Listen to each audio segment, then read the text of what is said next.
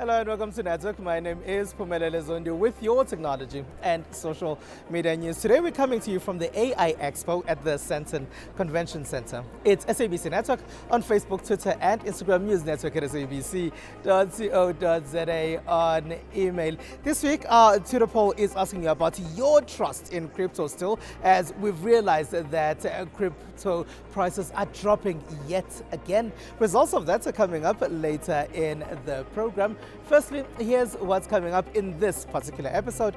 We have more details about what's happening at the AI Expo. We look at different operating systems of mobile phone devices.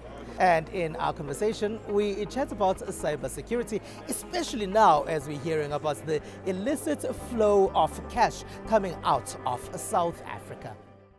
iOS Beta 16.1 reportedly comes with a battery indicator above the clock. iOS is the operating system used in Apple products. Some say the biggest addition for Apple users here is the ability to edit messages and unsend messages that would have gone through already. Apple continues to be exclusive to only its products. But the most popular operating system in South Africa is Android. We've seen kind of platforms like Android, being available on phones, on tablets, on even on some PCs, on TV, Android TV boxes, your streaming boxes. But Android all started as a smartphone operating system. Products that use Android include Samsung, Xiaomi, and now new entrant into the South African market, Tecno. What Android brands are able to do quite effectively in a market such as South Africa is to ensure accessibility. It ensures that every user out there who may want a smartphone is actually able to find one which they can afford. Tecno has been in the market elsewhere in Africa for a long time. They recently released their Spark 9 and Spark 9 Pro devices, which cost in the sub 5,000 Rand region. So Tecno generally focuses on the younger generation and the young at heart, if you will.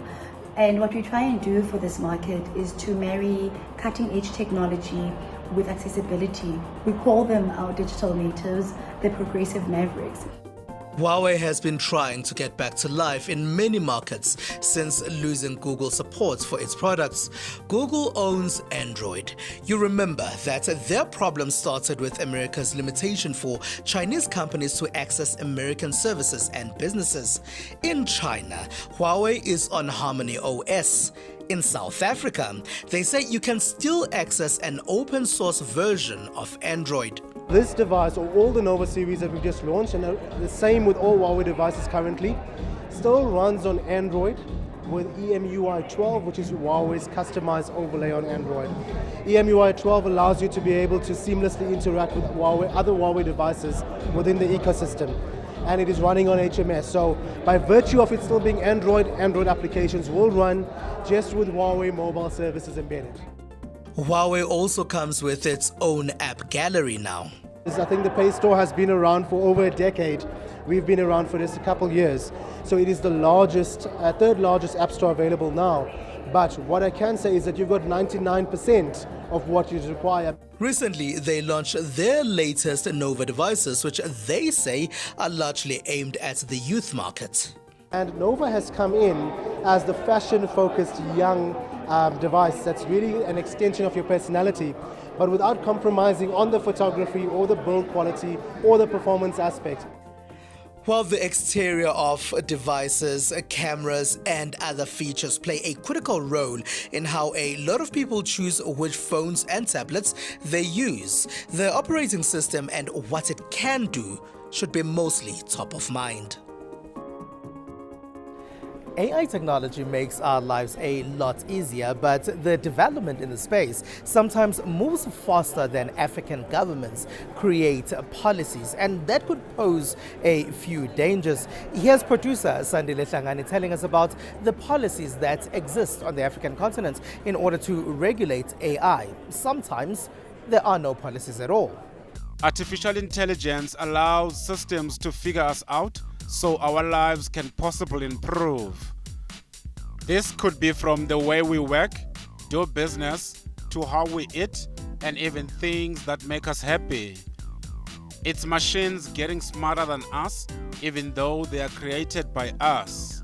Here, at the AI Expo at the Sandton Convention Center, there were different solutions that use AI in different settings. The triggers that we use first, we say it must be an innovation that will be linked to the National Development Plan pillars of government. So at a high level, something which will have a health impact, agriculture, education, and also and then more commercializationable, right? However, industry experts say African governments have a challenging role to play in ensuring that there is sufficient public trust and support for the use of AI. Some countries have already started to develop world-class regulatory frameworks that will encourage and foster data-driven businesses. Those include Saudi Arabia in the Middle East. For our universities, AI is becoming really an important part of what they are offering for the students. One of the greatest universities in Saudi Arabia, KPMG, where we will see a keynote by their rector tomorrow, is offering AI as a mandatory course for all the engineering and management students at the university.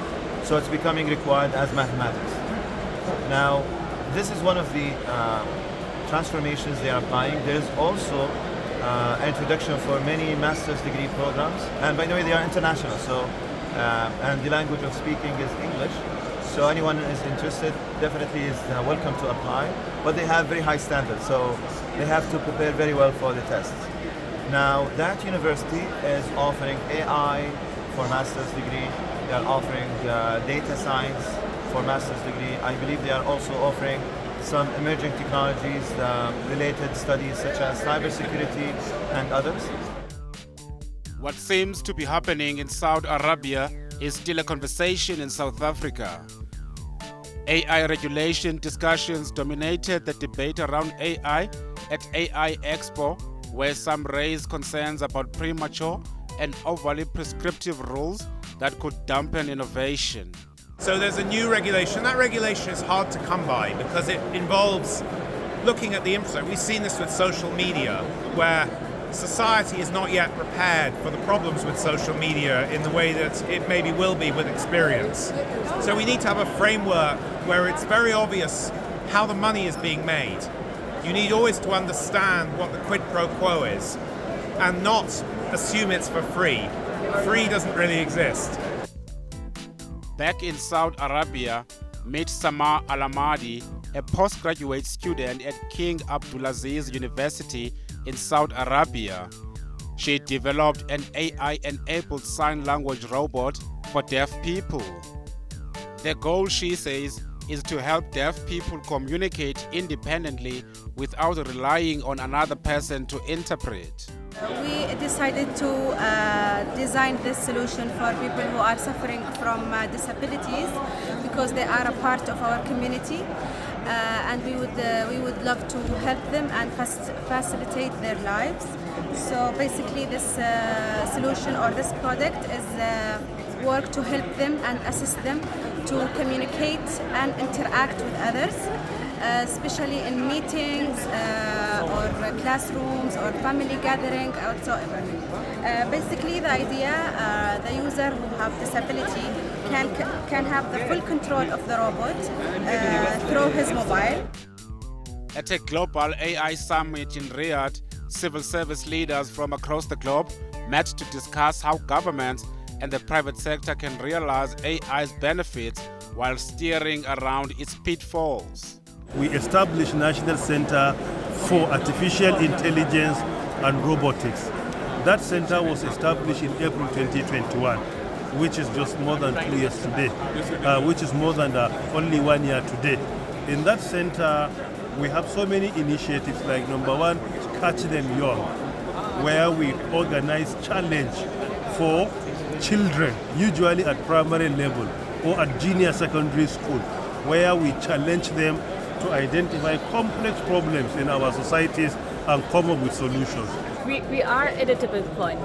and we can use this opportunity at the tipping point to use AI for good and make sure we are inclusive, or saying we're running ahead and we're leaving 50% behind. By the vibes that I'm getting from society at the moment, by the importance, for example, on AI ethics, on events like that, I'm very hopeful that we're moving towards a society where we can say, no, we want to be more inclusive, we want to be fairer. I know it's a very bold statement, especially if you look at the world at the moment. As you know, the AI technology is a technology that is capable to do the processing and treatment of a big volume of data, do the analytics and come up with the outcome and the conclusion super fast. And this helps us in tackling many of our challenges in different sectors. Top-performing AI companies like Microsoft say collaborations will be crucial to successful AI adoption because technology is designed to tackle real-world problems.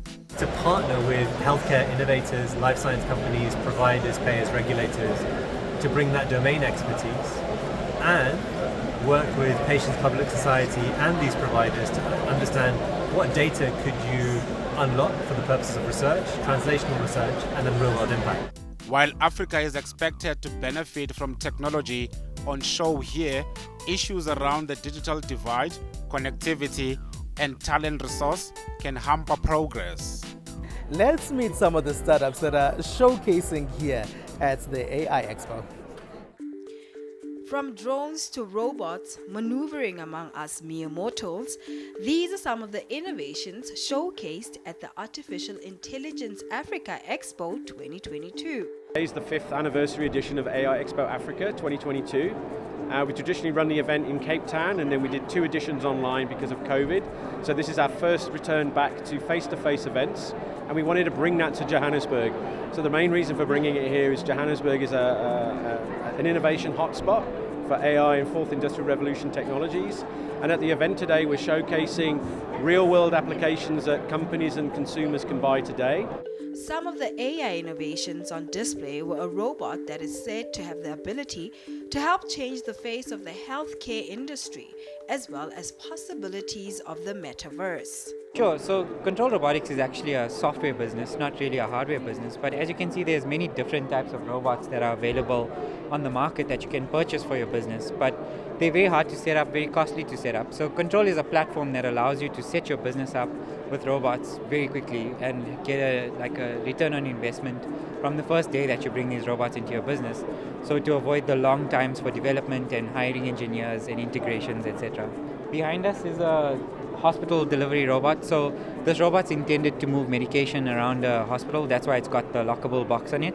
Currently, there's a similar unit that's operating at Mill Park Hospital in Joburg here, and it's delivering medicine from the pharmacy to all of the wards and in an automated fashion. Yeah. On here we have the HoloLens, which is what I'm wearing now, but we also have the Oculus Quest. So the HoloLens is a mixed reality headset, so it allows you to see everything from 3D models to data, anything really that you can visualize in 3D or in 2D.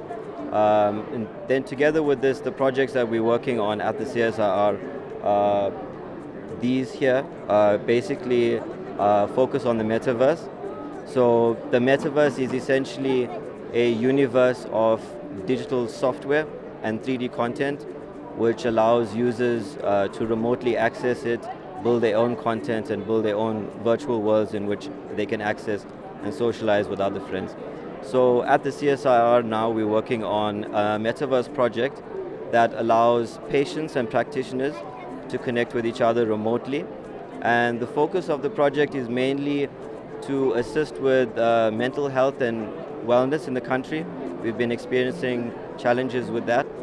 So we were focused on creating a software that allowed patients from all walks of life, different illnesses and diseases, to be able to connect digitally to a number of experts remotely across the world and receive counseling, wellness treatment, trauma care from the comfort and security of their home. It's SABC Network on Facebook, Twitter, and Instagram. News Network at sabc.co.za. On email. After the break, we chat about safety online and how South Africa is actually faring when it comes to cybersecurity issues.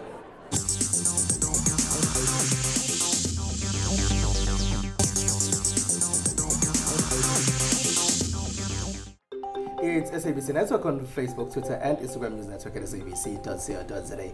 On email. Welcome back. Now, in the last 2 years, we've seen a number of cyber data breaches in South Africa, from parastatals to the financial sector, even to government itself. But what is causing this? And also, is South Africa and the rest of the African continent, are we ready to combat these as they come in future? To talk to us about their latest cybersecurity report is KPMG's partner who's heading up cybersecurity, Marcello Vieira. Hello, and thank you very much for joining us, Marcello. Maybe we can start by explaining the reasons for the survey that you decided to do and what some of your key findings were. Thanks, Sipamele, and thanks for having me on your show today. Look, I guess the reasons why, I think the main objective of why we ran this survey, I think it was just to, I mean, there's a lot of surveys and a lot of global surveys, but you don't really find a lot that's centered around Africa, and in most cases South Africa, Nigeria and Kenya, which was pretty much where the survey centered, or if you look at the respondents, mostly centered around those major hubs, right? So East Africa, West Africa and Southern Africa.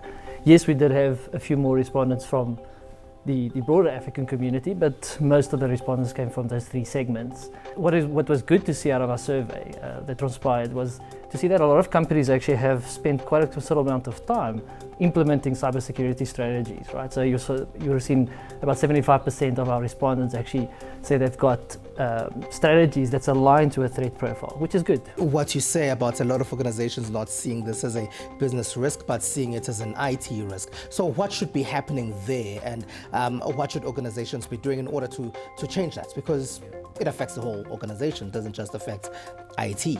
So fundamentally, I guess, again, we've got to always be careful of preaching to say, okay, take cyber security or the management of cyber security completely out of technology. There's always going to be an element of cyber security that has to happen at an IT level. Because it is from a technology perspective, from running the solutions, it sits at an IT level. But the assurance, right?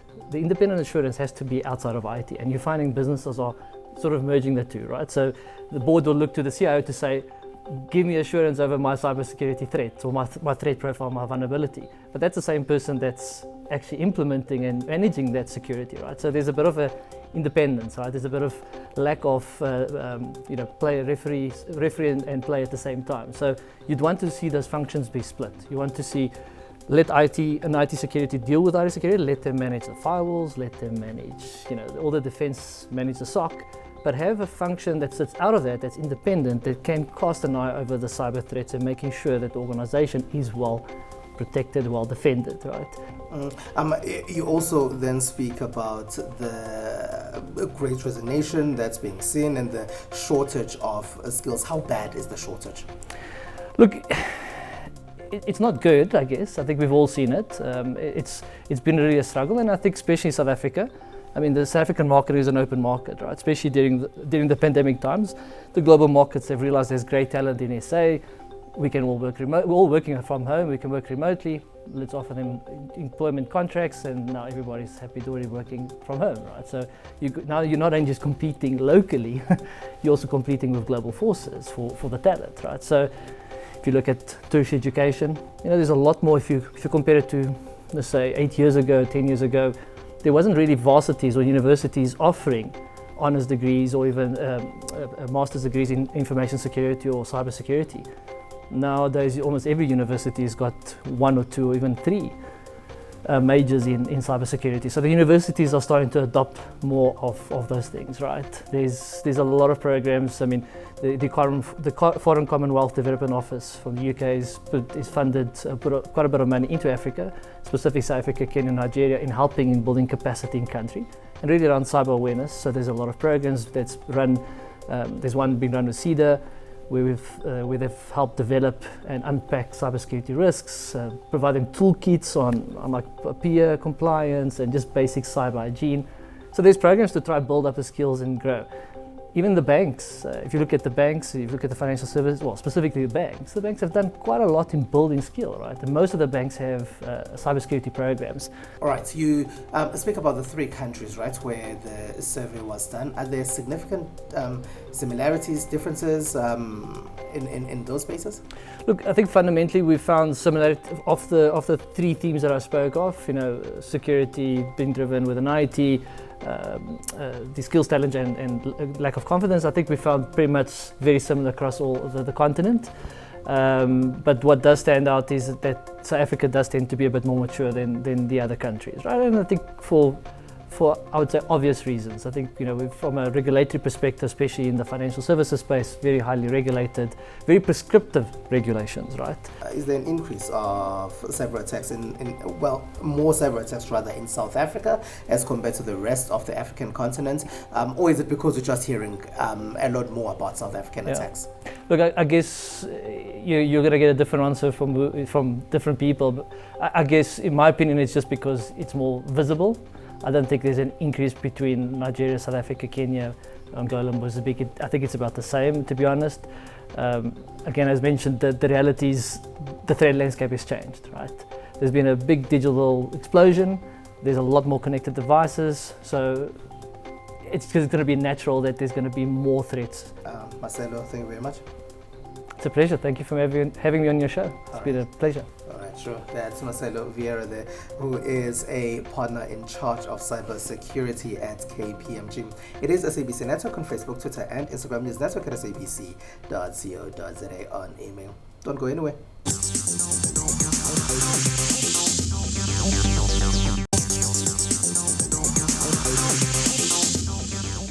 It is SABC Network on Facebook, Twitter, and Instagram. News Network at sabc.co.za on email. We are still at the AI Expo at the Sandton Convention Center. Here's what else took place in the rest of the world in the technology space.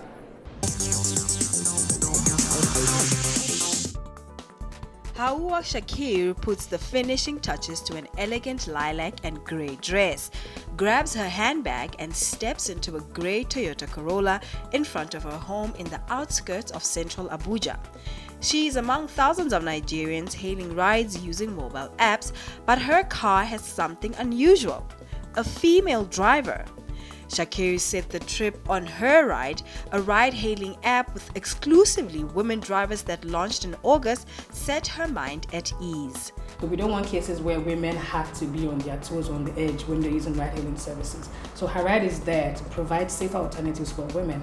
On the second hand, it is that if you look at the statistics all over the world, there are very few women who are drivers on these ride-hailing apps. It means that you can identify and highlight a few barriers that is not making women to get into the mobility industry. So we want to create inclusive opportunities for women.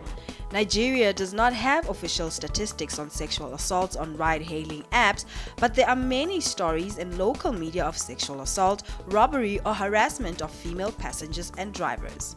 And now in the UK. This is an at-home breast health monitoring tool that helps guide women through self-checks on a monthly basis.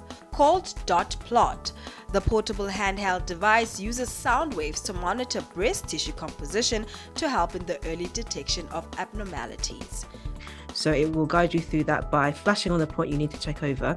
Then you'll take your device and press it against your torso. It will take the reading of that area using sound waves. And it will flash on the next point. You'll take a reading of that, and the next point, take a reading of that, until you've covered all areas that need to be checked over. Once that's all done, you'll receive a report of your breast health information for that month, which will then be compared to previous months as well, to highlight any changes that have been developing within your breast tissue. And if there are any suspicious changes that we think you should be aware of, we will let you know of that and encourage you to go in to see your GP or your breast clinic so it can get checked, just in case it's anything serious that you should know about. The device walked away with the UK leg of the 2022 James Dyson Award. There was a time earlier this year there seemed to be a cryptocurrency winter and prices started to look up again, but it seems like things have been dipping in the last couple of days. So our Twitter poll this week is asking you if you still have trust in cryptocurrency.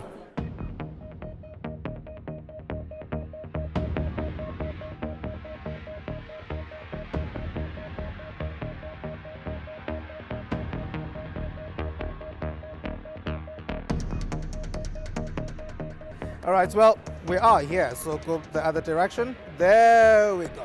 All right, and that's it. So that's all we have for you. Find us on SABC Network, on Facebook, Twitter, and Instagram. It's newsnetwork at sabc.co.za, on email.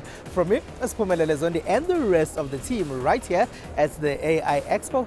Have a good one. Bye-bye.